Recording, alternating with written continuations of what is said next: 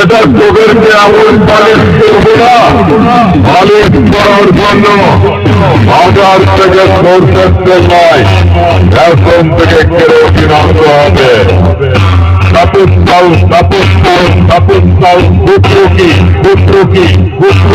Purba Bardhaman